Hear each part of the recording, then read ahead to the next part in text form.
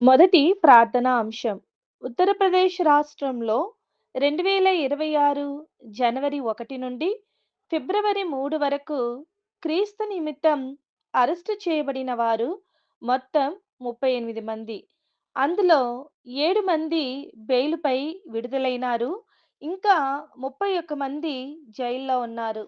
వీరందరి విడుదల కోసం ప్రార్థించుదాం. రెండవ ప్రార్థనా అంశం.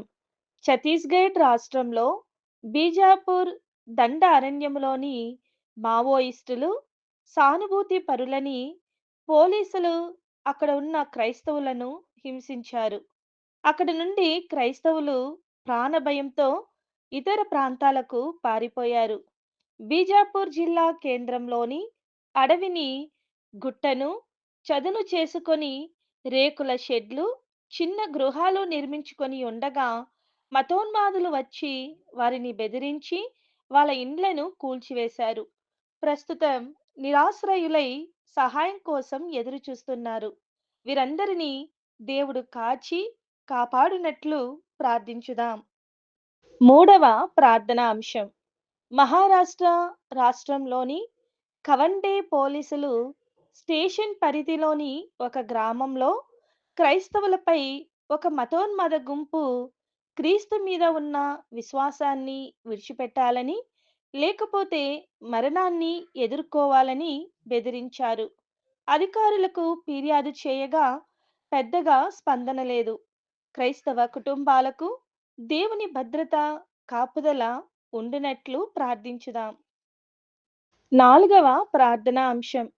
మధ్యప్రదేశ్ రాష్ట్రంలోని సిహోర్ జిల్లా నుండి సహోదరుడు రెమ్ సింగ్ బరేలకు హైకోర్టు బెయిల్ మంజూరు చేసింది. ఈయన క్రీస్తు నిమిత్తము 54 రోజులు జైల్లో ఉన్నారు. ఈయన విడుదలైనందుకు దేవునికి స్తుతి చెల్లించి ప్రార్థించుదాం.